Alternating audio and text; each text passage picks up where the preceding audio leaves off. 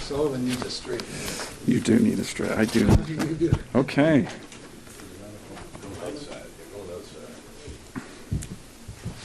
There we go. All-star cast here. Okay, good afternoon, everybody. And let me begin by thanking my colleagues, both from the House and Senate. I think we're going to have a few more arrive here, but we want to talk about a really important issue. For decades, America's missile defense strategy has focused on protecting our country from ballistic missiles, primarily from rogue nations. The escalating threats to our homeland requires that we need to do much more. We have threats with still ballistic missiles, cruise missiles, hypersonics, drones, hell, even balloons. They demonstrate why we need to develop a more robust, modernized missile defense system to protect our entire country.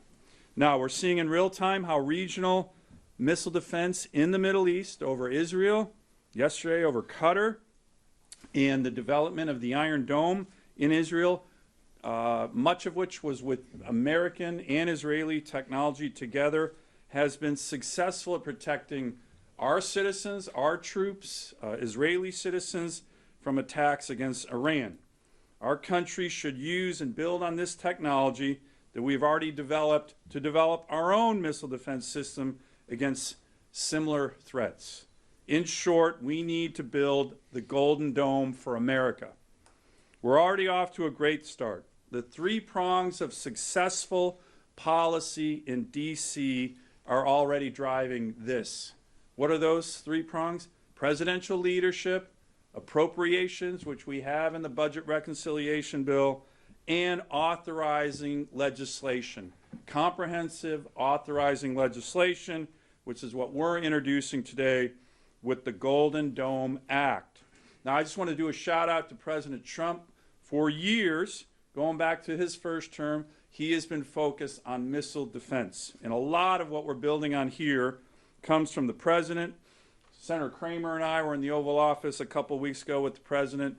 Our friends in the press, when we were launching the president's Golden Dome initiative in the Oval Office, had asked the president, hey, which general told you to do this? And the actual answer was, this has been a presidential vision for 8 years from President Trump himself. There's no general. He's telling the generals to do it, not vice versa. Congress is stepping up, as I mentioned, $25 billion in the budget reconciliation bill for Golden Dome, which is why we need to pass that bill, hopefully here in the Senate this week, and as again, to cement all of this for the long term, we need to pass the Golden Dome Act into law. This act, which we're introducing today, will create a layered missile defense for America, which will enhance and build on existing missile defense infrastructure and stockpiles while accelerating next-generation space-based sensors and interceptors. It will do this with an open architecture design, allowing upgrades in software, sensors, and weapons over time. It will also integrate the work of traditional defense primes with emerging defense technology companies, and given the magnitude of this endeavor, we hope, and we have it in legislation, it will lead to a wholesale overhaul of our defense acquisition system, which is sorely needed. This bill builds on and reinforces many elements of the Trump administration's work, as I mentioned, during both the first and second Trump administrations. The president, some of you may remember, in 2019, laid his speech out at the Pentagon, laying out the principles for missile defense, calling for a missile defense review, which came out in 2022. We are building on that missile defense review, the president's executive order, and numerous meetings that we've had with senior Pentagon officials, defense experts, who have all had significant input into this bill. Ladies and gentlemen, the United States can build the Golden Dome. We have the best technology. We have the best military. It can be done. And here's the thing. No other country in the world can do this, but we can. Just yesterday, this didn't make a lot of news, up in Alaska, the Missile Defense Agency, in coordination with the U.S. Space Force and U.S. Northern Command, conducted a flight test to test the brand new long-range discrimination radar system at Clear Space Force Station in Alaska. This is the most sophisticated radar system in the world. Discrimination radar. We launched a missile into space. This new system tracked it fully and integrated it into the ground-based mid-course defense system. It was a huge success. We can do this. The Golden Dome Act will ensure a long-term statutory framework that will make us safer and cement this critical national security initiative into the laws of our nation. Now I want to call on my partner in crime in this endeavor, Senator Kramer. Thank you. Thank you, Dan.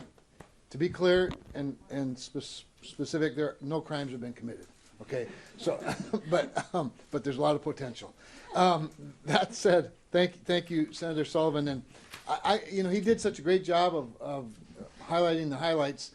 I was thinking as he was talking to y'all that, when Donald Trump called me as a baby freshman senator to take up the cause of a Space Force on the Armed Services Committee, everyone laughed. Not only because he asked me, but because they thought it was an insane idea. And no one's laughing today. They see the reason he did it. They see the vision that he had, and everybody's pretty much on board. Dan recounts, of course, the missile defense strategy, the vision that President Trump had when others just took orders. And boy, wasn't he smart back then. One of the things that I think President Trump has demonstrated as much as anything is he has incredible vision. He can articulate that vision, and he sees around the corners. He sees things that no one else sees. And so when we had this opportunity to build a dome, in all the ways that Dan has talked about, and we'll look forward to the questions and answers, I was reminded that in North Dakota, and one of the reasons I took up the cause of a Space Force was because we actually have a space radar, a Parks radar that was built in the 1970s as an early warning system for missile defense. It's part of a much larger missile defense system called ABM back then, with interceptors and all kinds of things that, by the way, that some people would say was never used because it was shut down within weeks of being activated. But what it was used for was leverage. It was used as a negotiating tool in the SALT treaties. Because there are people today who look at Golden Dome, mainly our adversaries, and say that will accelerate the conflicts in space. And I say to you, no, it will not. The greatest deterrents in the world oftentimes are defensive systems. And it should be a surprise to no one that Donald Trump has placed as the priority of this country to defend the homeland.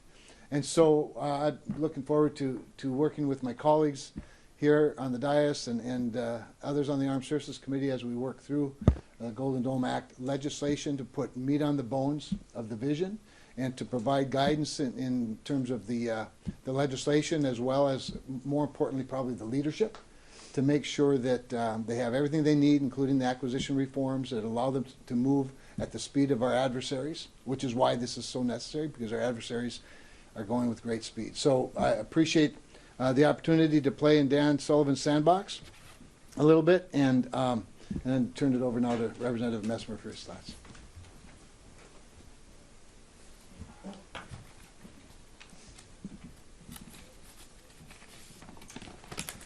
All right. Well, thank you, Representative Messmer, a member of the House Armed Services Committee. I'm proud to stand here today with Senator Sullivan, Senator Kramer, and the rest of the senators as the House lead of the Golden Dome Act of 2025. The senators here today have been great champions and partners in making sure President Trump's Golden Dome initiative becomes a reality as a much-needed homeland defense against potentially catastrophic missile threats. I'd like to thank my fellow 23 House members who have joined me as co-sponsors. The need for the U.S. missile defense system has only become clearer in the recent days with the events in the Middle East. Is it a blessing that the United States has an ocean separating us from our most aggressive adversaries, but that geography is no longer to be counted on when it comes to missile defense? I know everyone here wants to pay tribute to Israel's Iron Dome and David Sling weapon systems and the incredible technology they demonstrate as they protect Israelis from the constant barrage of enemy missiles entering their airspace. While America's military defense systems currently hold a conventional edge over our adversaries, we can never rest on our laurels and assume that China, Russia, and North Korea are not spending every waking hour trying to figure out how to penetrate our homeland defense systems and endanger our country's safety. The Golden Dome Act of 2025 will give President Trump the air defense system our country needs in these modern times as our adversaries' weapons become more sophisticated, penetrating, and lethal. I'm proud to be a member of this group here today as we introduce the Golden Dome Act of 2025, which will ensure America's defense operations are the most technological in the world. Creating the Golden Dome will show the world what great lengths we're willing to take to protect our country and America. The Americans, we will not let you down. With that, I will now introduce Senator Tuberville. I'd be glad to go. Thank you. Thanks to Senator Kramer and Sullivan for getting this started. Vision and leadership. We couldn't do this project without President Trump. I don't think anybody else you put in this situation would even have the tenacity to step up and do something like this. But, you know, the world has been amazed at the effectiveness of the Iron Dome. They've been able to shoot down 90% of incoming threats. Think about that, 90%. Incredible. President Trump is exactly right. There is no reason why we shouldn't have the same technology right here at home. This is a dangerous world, and it's getting more dangerous every day. People made fun of President Reagan with his Star Wars program. And it was amazing. They laughed at him. They said it wouldn't work. But he understood the growing danger the American people really didn't know. But now we're all finding out. No other president since has been bold enough to step up and say, we got to have something to protect this country, and thank God for President Trump. Now that the president is forcing our NATO partners to start paying their own share, we can focus on our own defense, and it's about time. We need to do that. We can't count on anybody else. It's going to have to be us and the American taxpayers and our military. We send billions of dollars overseas, and it's past time that we make an investment in our national security. Thanks to President Trump, peace through strength is back. You know, the Senate is proposing nearly $25 billion in our reconciliation package as a down payment to begin construction on this massive project. $25 billion. Now that's just, as I said, a down payment. That's why getting the president's one big beautiful bill passed is critical for national security. Countries like Iran are openly chanting death to America, and we have to be able to protect ourselves. You know, there's no better place to help design this and build and operate than in my home state. Redstone Arsenal in Huntsville, Alabama. And let me tell you something, it is probably the best kept secret in this country. Not anymore. Exactly. For more than 80 years, Redstone Arsenal has been leading the way in space, cybersecurity, and national defense. Huntsville's talent, facilities, and resources are second to none all over the world. According to Forbes, Huntsville has the most engineers per capita in the world. That's why you see more and more agencies expanding their footprint into Huntsville and the surrounding area, including Missile Defense Agency, NASA, FBI, Missile and Space Intelligence Center, Defense Intelligence Agency, the Army's Material Command. Huntsville is also home to more than 500 defense contractors, Blue Origin, SpaceX, and United Launch Alliance. We will be big in building a lot of this Golden Dome. Huntsville helped put the first person on the moon. What a better place to help begin the origination of Golden Dome than Huntsville, Alabama. So thanks to President Trump's American dominance and deterrence is back. The big beautiful bill is a down payment on the Golden Dome. It will help make sure America remains the strongest, most secure nation in the world. The Golden Dome Act will advance our security even further. with critical investment in emerging technologies, many of which will be developed in my home state of Alabama. Thank you very much.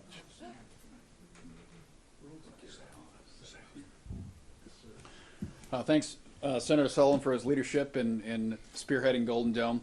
I'm involved in this from a very clear perspective that we have multi-domain threats, the likes of which we haven't ever seen as a country before. And ballistic missile defense is a key part of that, but so is UAVs, USVs, UUVs. As we've seen in Ukraine and Iran in recent days, embedded drones inside a country already can also pose a serious threat. So Golden Dome will be more than just a missile shield. It also has to be a comprehensive detection system for threats of all kinds. And I think the greatest possibility, which Senator Sullivan already mentioned here, is Golden Dome can serve as a catalyst for massive reform of our entire defense industrial acquisition process. We've fallen into a cycle where our programs are late, they're over budget, and the equipment's not ready for action when we get it. Our magazine depth is not sufficient. And we're seeing already across the globe, from Red Sea to Ukraine to Israel to Iran, we have conflicts that are rapidly chewing through our magazine depth, and that will affect our ability to defend the homeland if and when the time comes. So it's critical that with this program, with the size and technical complexity of the Golden Dome initiative, it's going to give us the opportunity to force through fundamental defense acquisition change. That means new prime contractors have the opportunity to compete. That means knocking down barriers for free market solutions to enter our defense acquisition pipeline, reducing those barriers, and most importantly, shortening the timeline between combat need, production, and development. Right now, it's sometimes a decades-long process to get a piece of equipment that's been identified as critical on the battlefield through design, through contracting, through development, and in the hands of the warfighter. It's unacceptable. Our warfighters deserve better, and this will help us deliver that. We also have to be very careful with this initiative, which is why I'm excited to be involved, that we understand the technical complexity. We don't build a Maginot Line in the air, because many times in the past, a lot of money's been spent on a system, and it's been designed in a vacuum without proper grounding to combat needs, and we end up spending a lot of money on something that's ineffective once it's fielded. If we build something and only defends against a certain type of missile from a certain place, we'll find out that that adversary instead will simply use drones or automated vessels above or below the surface or other weapons to attack us. So this must be a comprehensive system. The Iron Dome is a fantastic example of what can be done for ballistic missile defense and other threats, but we also have to realize that Israel is about 1/400th the size of America, and when you multiply that by airspace and space domain, especially when we include our outer states like Alaska and others, it becomes about a 2,000 to 3,000 X problem compared to what Israel has. And that includes, of course, our dominance in the space domain. We're going to have to invest in new types of technology. This will be the Manhattan Apollo project level technical lift we have here. Space-based domain sensing and defeat, passive sensors instead of a massive active sensor system. We're going to have passive detection. And of course, almost no latency, real-time data connectivity between all these system of systems. This is going to be a huge lift, but as with every technical lift that America has ever done, from the Manhattan Project through the Apollo program, the benefits that are secondary to that benefit the entire country, not just the defense community. So this is a critical program. I applaud the President for his initiative and leadership in declaring it.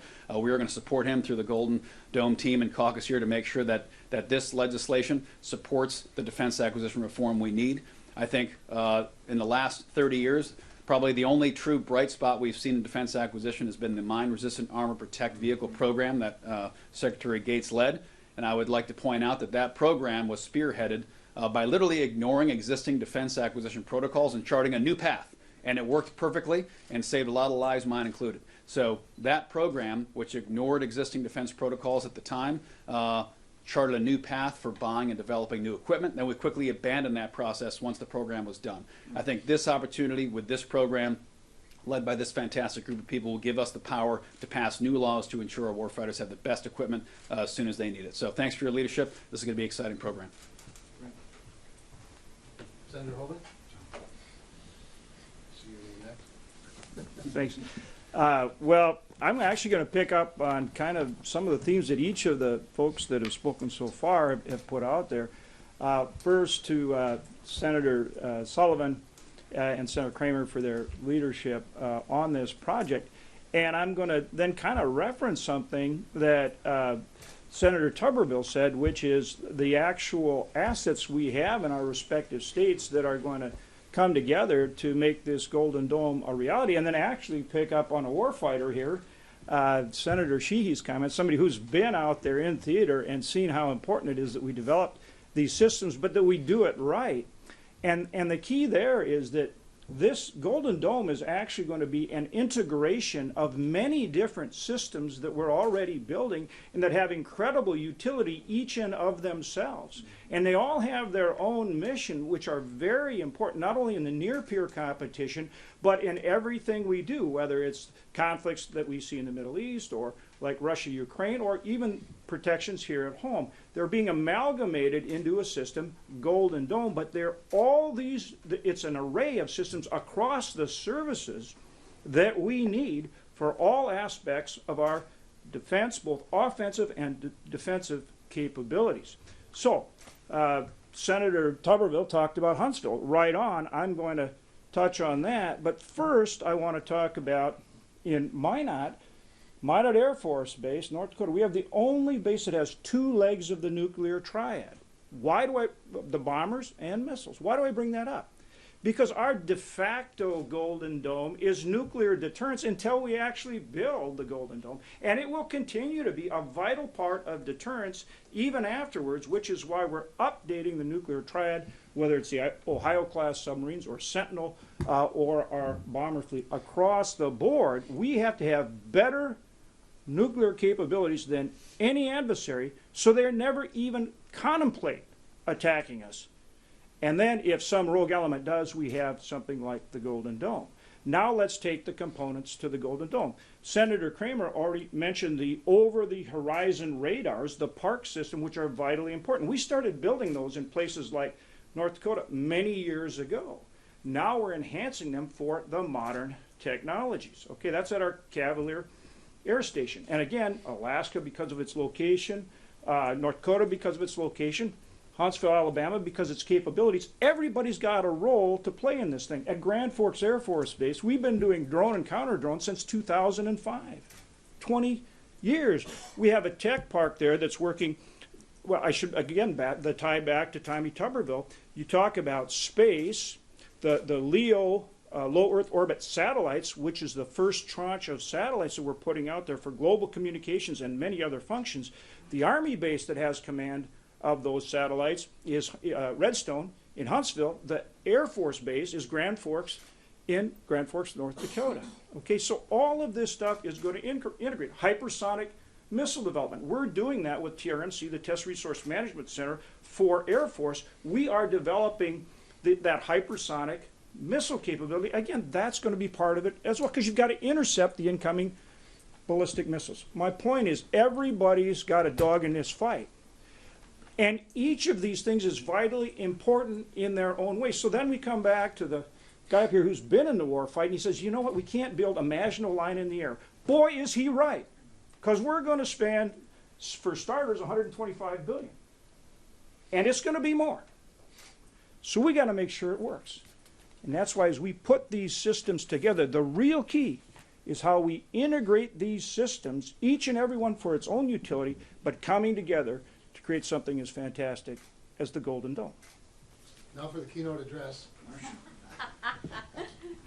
No, to wrap it up and to bring us to the point that we could take some of your questions.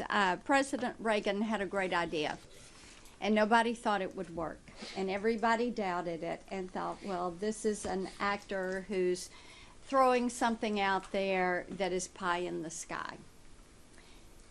President Trump has brought this to fruition, and we are just so grateful that he has done that. In Tennessee, we have Arnold Air Force Development Center. This is the only place in the U.S. that you can test for hypersonics.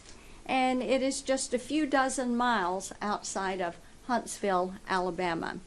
And as Senator Kramer said, when I was on Armed Services here in the Senate and we started talking about Space Force, you could have counted on one hand those of us that thought this could become a reality. But it's vitally important. And then as we look at the LEOs and the role that they are going to play, and that they are going to integrate so much technology that not only are you going to have real-time information going to the Pentagon and going to the Post and going to the FOB, but also going to the warfighter. And this is going to help us to save lives on the battlefield. And the Golden Dome process is going to help us to save lives here. And I look forward to what we're going to see take place not only in Tennessee, but in all the other states. This is exciting. The American people over the last few weeks have come to realize we need an extra layer of protection. And they've begun to realize how vulnerable you can be if you don't have an Iron Dome or a David Sling, or if you don't have a project such as the Gold Dome. So I'm going to turn it back to Senator Sullivan. I thank him for his leadership on this and for really hanging with this project. That's what it takes to get something, to build that momentum in the Senate Armed Services Committee, to help an idea become a reality and find that path to implementation. But we'll open it to your questions. Thank you, Marcia. So take a look. We got a good handout here. It's a serious bill. It's about 50 pages. This handout details some of the key elements of it. And we are going to work hard as we start marking up the NDAA here in a couple weeks to put this bill in the NDAA. So that we're playing with live ammo here between NDAA markup of this bill, the President's leadership, and as already mentioned, the budget reconciliation, which is a $25 billion down payment. There's a lot going on, and we need the need for speed on this. And that's why the acquisition reform component with Senator Sheehy played a critical role and was also really, really important. So, be glad to take any questions on this. Yes. How do you think this changes the way countries might negotiate with us? And do you think this could lead to, I don't know, an arms race or a faster buildup of nuclear weapons? Yeah, I think there's this idea that, hey, we're going to be militarizing space, right, with a component of this. I think the wake-up call is that we're a little bit behind in space because of what China and Russia are already doing. So to the people who are kind of wringing their hands like, oh, this is going to be a space race in space, wake up. That's already happened. We need to get there. And what this provides us is leverage. Look at the way, and space for decision makers. Look at the way the Israelis were able to utilize their Iron Dome system in this latest conflict with Iran. It takes away, it hopefully will take away the threat from major countries or rogue nations to come after our country. So I think it provides leverage, decision time for leaders, and it does put other countries, our adversaries, on the defensive because, as I mentioned, I think it's clear, I think most countries in the world know, we're the only country in the world of this size that has the technological capability to do it, and we should do it. And that's President Trump's vision, and we're backing it up with regard to strong legislation to make that a legacy in the law. Yeah, I might just add a couple of things. One is, Senator Hoeven referenced earlier North Dakota's two legs of the nuclear triad. It is our nuclear triad with its offensive capabilities that has never fired a single missile that has kept the world safe from nuclear war. The deterrence itself is relevant. In the case of Golden Dome, I recently, in an Armed Services Committee hearing, asked the Chief of Space Operations, General Saltzman, if he was concerned about some of the comments that have been made, only by our adversaries, I might add, President Xi, for example, President Putin, who have claimed that this would accelerate an arms race, perhaps in space. I asked him if any of our adversaries have offensive weapons in space, and he articulated a couple of very specific ones. So, so Dan's exactly right. The reality is, the safer the United States is, the safer the world is. Hi, Joe Gould with Politico. Thanks for doing this. Given the relative lack of detail from the administration on what it wants to do with the Golden Dome. Is there any concern about spending $25 billion in the reconciliation bill, and to what degree does this bill try to fill in the blanks? Yeah, that's a great question. By the way, the budget reconciliation bill, if you've seen, you know, there has been some criticism on this as it relates to the details. The details are pretty specific. Joel, I have them here if you want to see them on what's in the budget reconciliation bill for the Golden Dome, the different line items. They're here, so it's pretty specific. But what we do here is that in a whole host of other areas, we try to drive timelines, right? So put timelines on the development of this, which, as you know, statutory timelines can be very, very useful to move a project forward. We mandate testing, real-world testing, which it's kind of this yin and yang thing with the military. They wanted that provision, but some don't like it. But we drive that, again, for innovation. We have a whole host of areas that you might not think of as when you look at our great graphics works of a Golden Dome. To Senator Sheehy's point, we definitely have provisions that look at the counter-drone component. You don't want to build a beautiful shield that's very expensive and then get hit by cheap drones. So we have focus on that. We have a focus on what they call left of launch, which is actually cyber and kinetic capabilities that you can take out a threat before they launch it. So we are trying to look at this problem very comprehensively to make sure we're not having any gaps.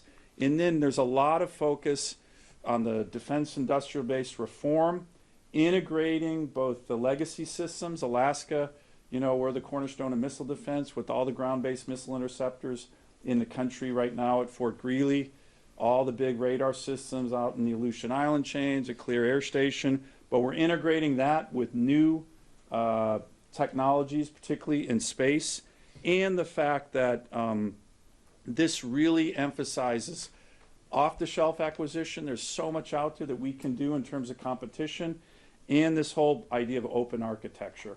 New software, new system designs that come together. So we are filling in a number of the elements that are laid out in the budget reconciliation bill, particularly on driving policy, making this happen quickly, and we're pulling a lot from the president's executive order. So it's an integrated effort, and we think having it in the law makes it really, really important to keep this legacy initiative beyond the Trump administration for our country. So it's a really good question. I do think the budget reconciliation bill, though, has a lot of detail. This fills in and drives. The key thing on this is pushing to get this done, which I think the country wants. You know, I might, Dan, this is not probably in the reconciliation piece, but in the act itself, one of the important things that gets to some of these concerns specifically about acquisition and whatnot is who the boss reports to. And we were very specific in the language. You might have noticed that the president has appointed the Vice Chief of Space Operations, General Michael Gutlein, to be the direct report over Golden Dome.